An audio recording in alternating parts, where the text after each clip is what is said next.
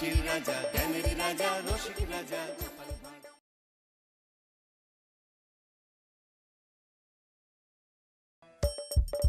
হাসির রাজা, জ্ঞানের রাজা, রসিক রাজা গোপাল ভাঁড়।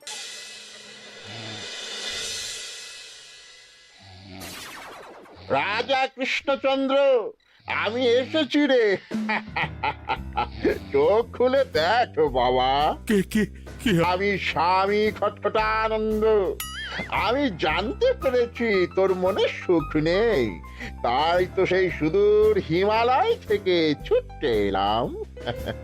ও, আপনি কি করে জানলেন সাধু বাবা? ওরে পাগল ছেলের কথা শোনো। সন্তানের মনের কথা যদি জানতেই না পারি, তাহলে কিসের তপস্যা আর কিসের ধ্যান? কি জেনেছেন সাধু বাবা? 3 দিন ধরে মনে কোনো সুখ খুঁজে পাচ্ছি না, নানান রকম চিন্তায় জর্জরিত হয়ে রয়েছি। তার মধ্যে আজ 3 দিন হলো রানী বাপের বাড়ি গিয়ে রয়েছে। সুখ কি তোর একার? এই মায়ার সংসারে সুখ খুঁজে পাবি কি করি? তোর যে তপস্যার সময় হয়েছে বাবা। শোন, এই পাথরটা ধর। আমি যোগ বলে এই মন্ত্রপুত পাথর পেয়েছি। কাল পূর্ব দিকের নদীর পারে এই মন্ত্রপুত পাথর স্থাপন করবি। আমি চাই তুই নিজে এই পাথরের আরাধনা করিস। তাই ওইখানে এক কুটির বানিয়ে তুই একা থাকবি। একা? আর রানী? সংসারে দুঃখ ছাড়ার কিছুই নেই। তোর আসলে সুখ লুকিয়ে আছে ওই মন্ত্রপুত পাথরে। এই পাথর তোর মনে সুখ ফিরিয়ে আনবে আর এই গোটা রাজ্যে শান্তি বজায় রাখবে। ঠিক আছে বাবা।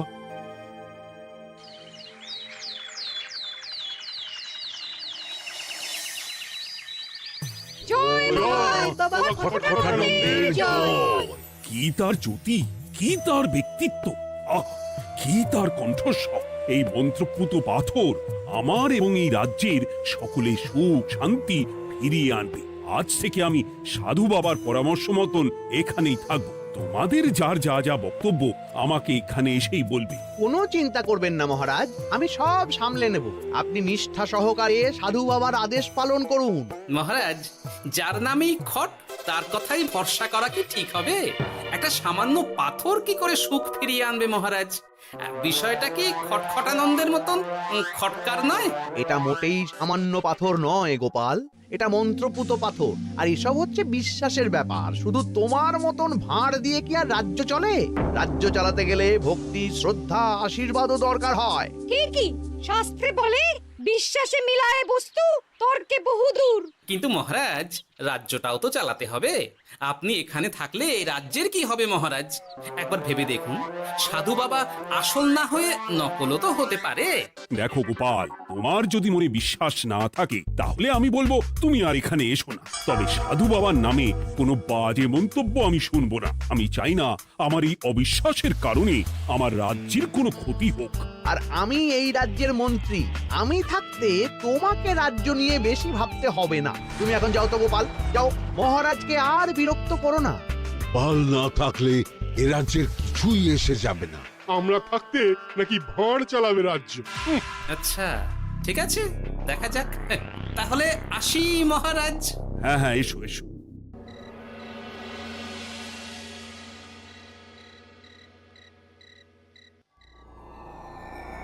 মহারাজ, রানী, তুমি ফিরে এসেছো? এ আমি কি শুনছি মহারাজ? আপনি নাকি প্রাসাদে ফিরবেন না ঠিক করেছেন?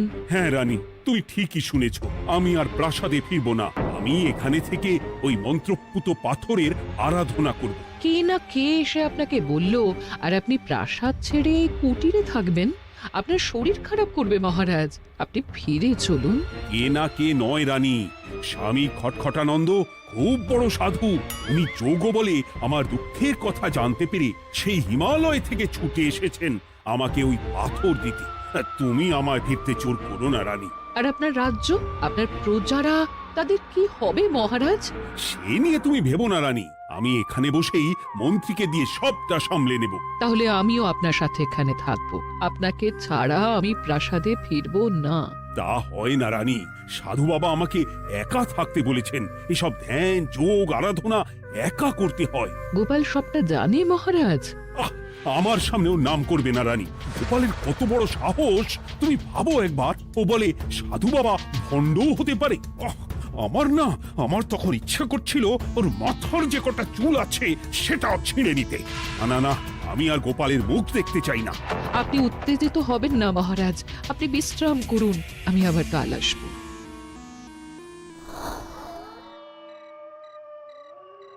রাতের হাটেও সবজির যা দাম বেড়েছে, এরপর শুধু এক বেলা খেয়ে থাকতে হবে।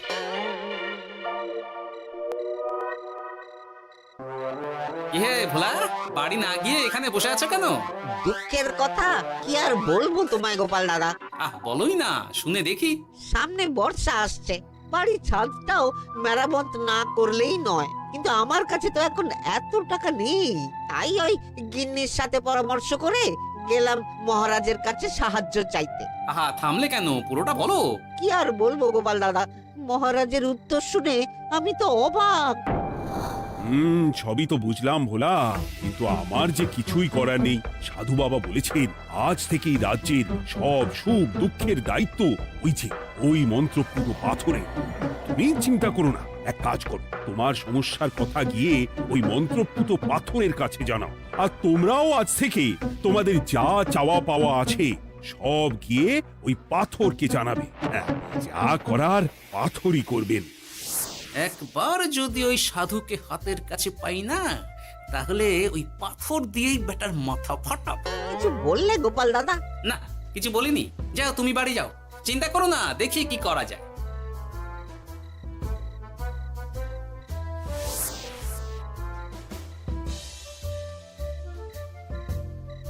কি ব্যাপার, এত রাতে বটা ঘটা মন্ত্রীর বাড়িতে কি করছিল? কি বটা ঘটা, আজকে মন্ত্রী মশাইয়ের বাড়ি খাওয়া দাওয়া ছিল? খাওয়া ছাড়া কি অন্য কিছু আসে না তোমার মাথায়? চ চ চ, আমাদের অনেক কাজ আছে, চ। আরে এত তাড়া কিসের? বাবা, বটা ঘটার এত কি গুরুত্বপূর্ণ কাজ যে একেবারে ছুটে পালালো? না, ব্যাপারটা তো সুবিধের ঠেকছে না।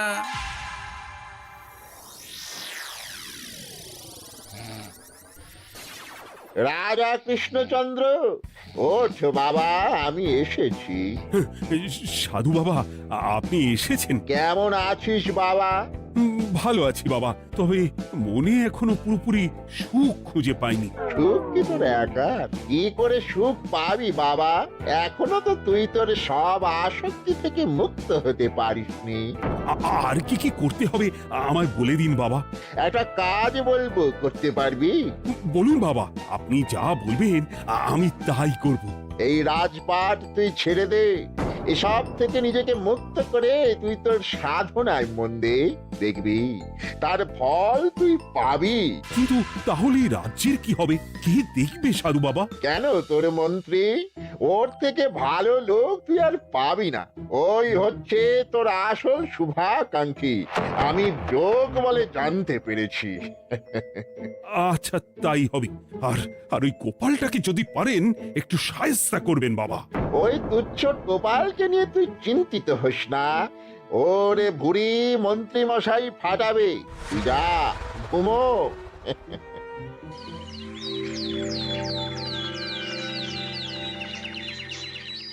শোনো শোনো শোনো, আজ থেকে মহারাজ কৃষ্ণচন্দ্রের আদেশে এই রাজ্যের ভার এই রাজ্যের মন্ত্রীর।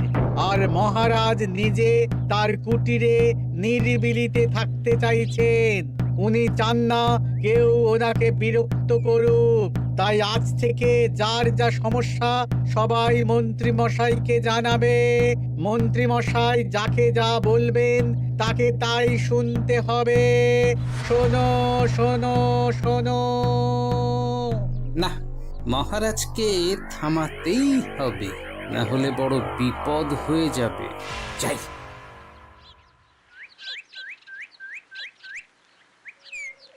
মহারাজ, এই ভুল আপনি করবেন না। মন্ত্রীর হাতে রাজ্যের ভার দিলে রাজ্যের সর্বনাশ হবে মহারাজ। দেখো গোপাল, আমি যেটা করেছি সেটা ঠিক বুঝেই করেছি। আমার সিদ্ধান্ত আর বদলাবে না, আর এই বিষয় নিয়ে আমি তোমার সাথে কথাই বলতে চাই না। মহারাজ, গ্রামবাসীরা আপনার এই সিদ্ধান্ত খুশি মনে মেনে নেয়নি। সবার কথা একবার ভেবে তারপর সিদ্ধান্ত নিন মহারাজ। একজন বাইরের লোকের কথায় কোনো সিদ্ধান্ত নেবেন না দয়া করে। গোপাল, তুমি যদি সাধু বাবার সিদ্ধান্তে প্রশ্ন তোলার চেষ্টা করো তাহলে আমি বাধ্য হব মন্ত্রীকে বলে এই রাজ্য থেকে তোমায় বিতাড়িত করতে। একজন সেই হিমালয় থেকে আমাদের উপকার করতে এলো, আর তুমি তার বিরুদ্ধেই কথা বলছো। ছি ছি গোপাল, ছি। মজা, কি মজা!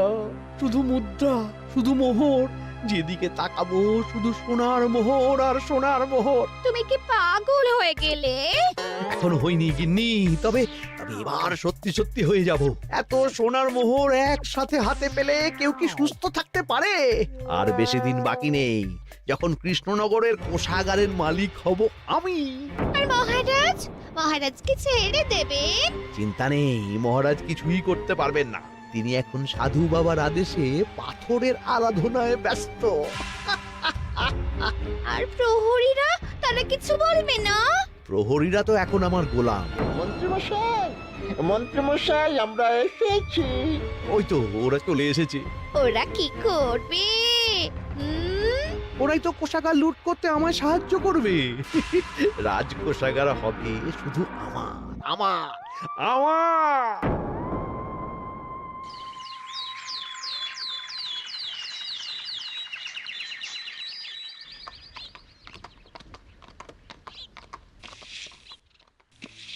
গোপাল, রানীমা, আপনি আমায় ডেকে পাঠালেই তো পারতেন। রাজ্যটার যে কি হবে গোপাল? মহারাজের উদাসীনতায় মন্ত্রী তো সব লুটে পুটে একাকার করে ছাড়বে। তুমি কিছু একটা করো গোপাল। সে তো আমিও বুঝতে পারছি রানীমা, কিন্তু হাজার চেষ্টা করে ও মহারাজকে বোঝাতে পারছি না। মহারাজ সাধু বাবার পাল্লায় পড়ে আর কিছুই বুঝতে চাইছেন না। এই রাজ্য আর মহারাজকে একমাত্র রক্ষা করতে পারবে তুমি গোপাল। কিছু একটা করো। কি হয়েছে? তোমরা হট্টগোল করছো কেন?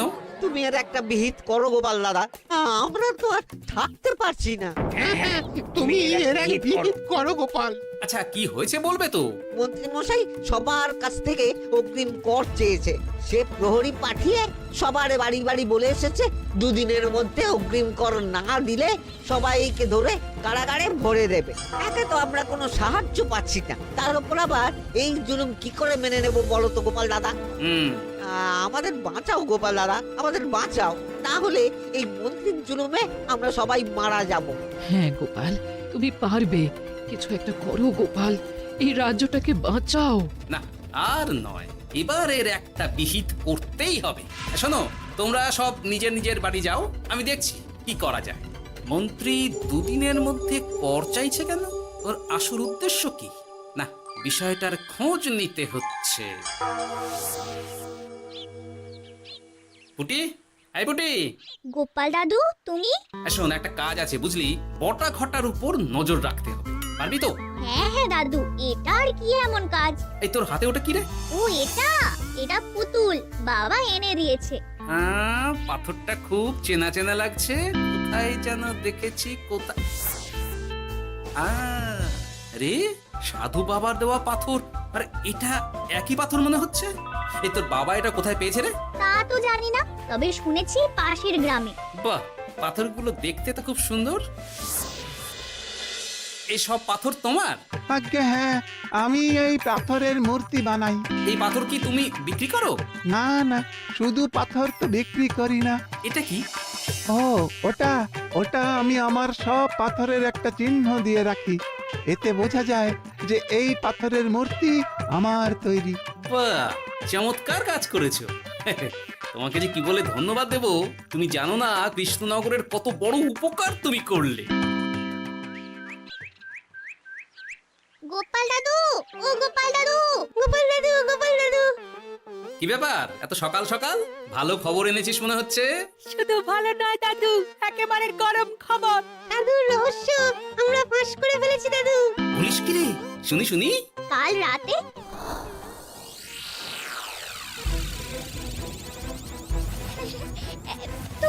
এত সোনা এত মোহর আমি একসাথে কোনোদিন দেখিনি ও এইসব আমাদের হ্যাঁ গিন্নি, হ্যাঁ, এই সব আমাদের, সব।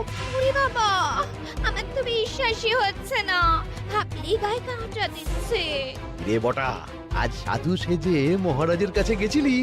হ্যাঁ, মহারাজ তো আজ প্রায় পা ছুঁয়ে প্রণাম করতে যাচ্ছিলেন, কোনো মতে ঠেকিয়েছি। বলেছি প্রণাম নেওয়া আমার গুরুর বারণ আছে। আর আমি তো আজ এমন ধোঁয়া দিয়েছি যে মহারাজ একেবারে কেসে কেসে অস্থির। আর মাত্র 2 দিন, এই 2 দিন খেলাটা চালিয়ে যেতে পারলেই কেল্লা ফতে। আচ্ছা, এবার আমার কাছে পুরো বিষয়টা পরিষ্কার হলো। বাহ, তোরা দারুণ কাজ করেছিস রে। এবার শুধু আজ রাতে প্রমাণটা পেলেই হয়ে যাবে।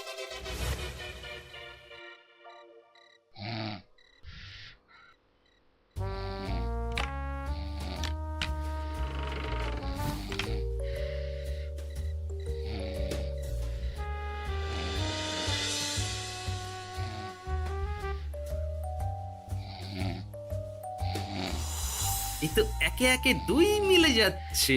বাবা বাবা বাবা, এবার খেলা জমবে।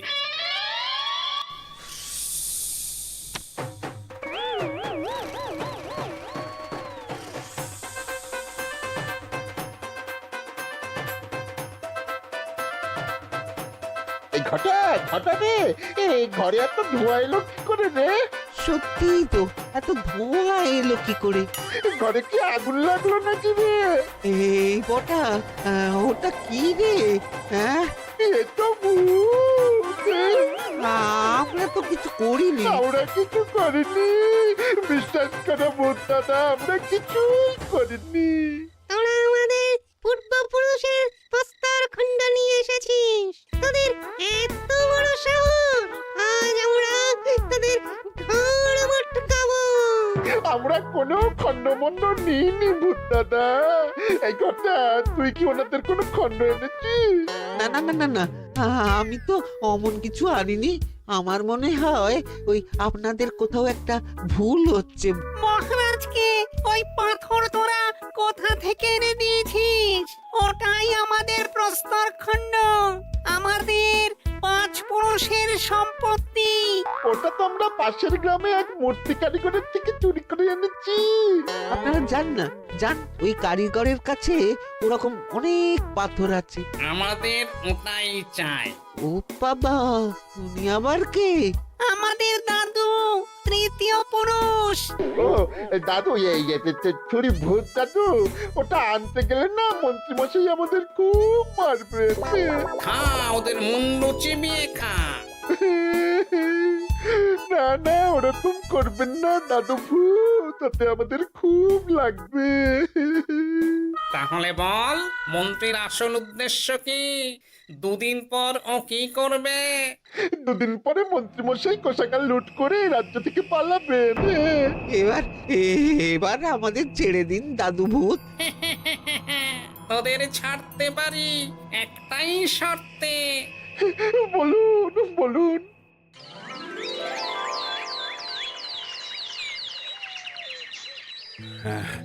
রাজ্যের পরিস্থিতি কি? প্রজারা সবাই ভালো আছে তো? হ্যাঁ মহারাজ, সেসব নিয়ে আপনি একদম চিন্তা করবেন না। বাবা, আপনি এসেছেন? হরে কৃষ্ণচন্দ্র, একটা কথা তোকে না বলে আর থাকতে পারলাম না। এটা আবার কে রে? বলুন বাবা। এই মন্ত্রীকে এই রাজ্যের দায়িত্ব দিতে বলে আমি বড় ভুল করেছিলাম।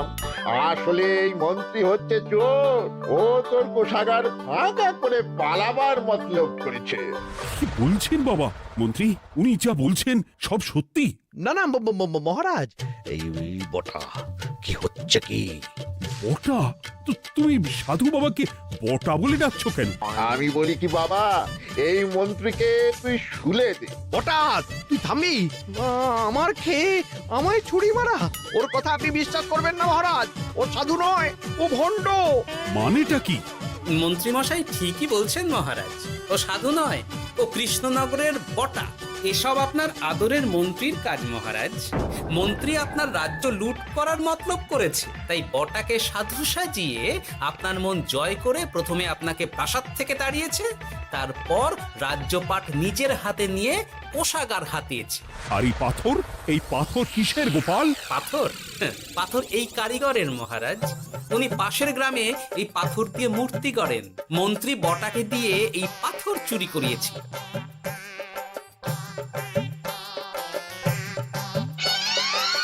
ওই পাথর আমার মহারাজ। আমি তোমায় ছাড়বো না মন্ত্রী, তোমায় আমি শুলে দেব। প্রহরী, প্রহরী! কেউ আসবে না মহারাজ।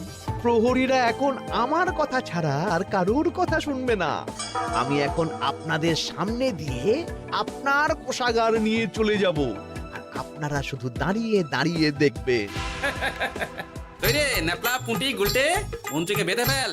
এত সোজা নয় গোপাল, দেখবে? প্রহরী, প্রহরী!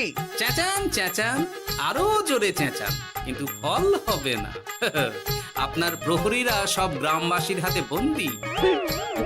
আমায় ছেড়ে দিন মহারাজ, আমার ভুল হয়ে গেছে। এমন ভুল আমি আর করবো না মহারাজ, আমায় ছেড়ে দিন। ছেড়ে দেব? তোমার ব্যবস্থা আমি করছি। কিন্তু গোপাল, আমার মনের সুখের কি হবে? আমি কি আর সুখী হতে পারবো না? কেন পারবেন না মহারাজ? রাজার আসল সুখ তো তার প্রজার সুখে। একদম ঠিক কথা বলেছে গোপাল। প্রজার সুখেই রাজার সুখ। ঠিক গোপাল, ঠিক।